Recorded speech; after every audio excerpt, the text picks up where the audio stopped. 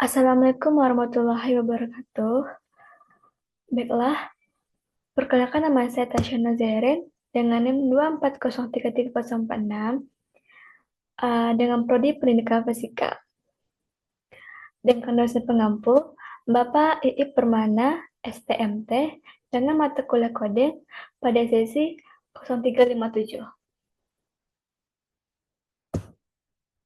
Nah, baiklah, saya akan menjelaskan tentang Henry Jufri, seorang kuli panggul asal Makassar, berusia 32 tahun, yang berhasil memperoleh penghasilan sebesar 1.200 US dollar atau sekitar 16 juta dari Google Play berkat aplikasi game yang diciptakan.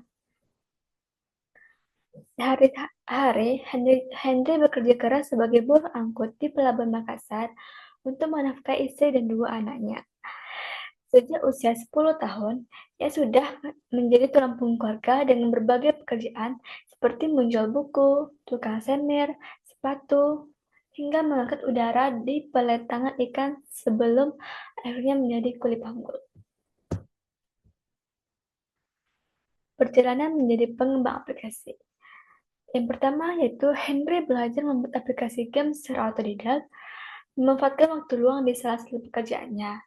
Yang kedua, untuk bisa mengunggah aplikasi ke Play Store, ia harus mengumpulkan sedikit demi sedikit, membeli akun developer seharga 25 US dollar atau sekitar 300.000 saat itu.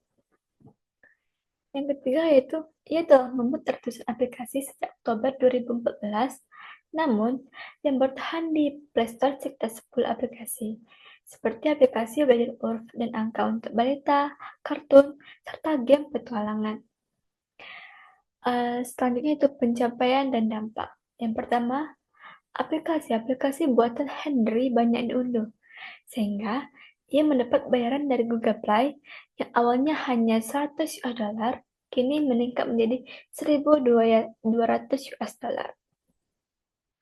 Yang kedua yaitu kisah Henry menjadi inspirasi karena menunjukkan bahwa dengan ketekunan dan semangat belajar, siapa saja bisa meraih kesuksesan meski berasal dari latar belakang yang sederhana.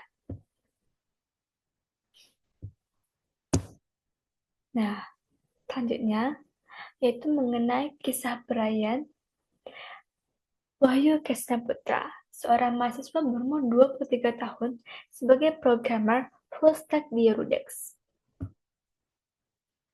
Video ini memperkenalkan Brian, seorang anak muda yang hidup dengan seberapa palsi atau CP.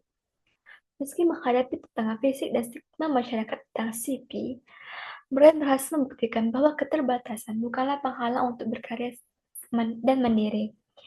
Ia bekerja sebagai programmer full stack Android profesional dan secara khusus mengembangkan aplikasi untuk anak-anak dengan CP.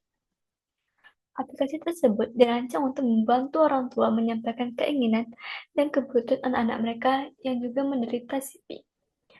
Brian mampu menjalani hidup mandiri berkat terapi menggunakan transportasi umum untuk beraktivitas, menunjukkan tingkat kemandirian yang tinggi. Cerita Brian diharapkan dapat menginspirasi penonton untuk tetap bersemangat dan melakukan yang terbaik dalam hidup, apapun tantangan yang dihadapi. Nah, pesan utama dari kisah Brian yaitu, Brian adalah bukti bahwa penyandang CP dapat hidup mandiri dan berkontribusi di dunia profesional. Ia tidak hanya sukses untuk dirinya sendiri, tetapi juga membantu komunitas CP melalui inovasi teknologi.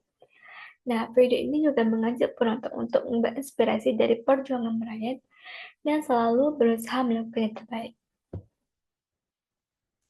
Nah, motivasi dan harapan saya setelah menyelesaikan mata kuliah pengantar coding yaitu, saya berharap kemampuan coding yang saya pelajari dapat menjadi bekal yang kuat dalam membangun karir di bidang teknologi.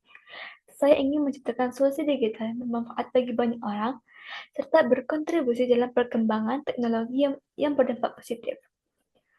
Selain itu, saya berharap dapat terus mengasah keterampilan ini, mengikuti perkembangan terbaru, dan menjadi bagian dari komunitas programmer yang inspirasi dan inovatif. Belajar coding membuka pintu menuju dunia yang penuh dengan peluang dan inovasi. Dengan kemampuan ini, saya merasa semakin percaya diri untuk menghadapi tantangan teknologi yang terus berkembang. Coding mengajarkan saya untuk berpikir logis, kreatif, dan sistematis dalam menyelesaikan masalah. Setiap baris kode yang saya tulis adalah langkah kecil menuju pencapaian yang besar yang membuat saya semakin termotivasi untuk terus belajar dan berkembang.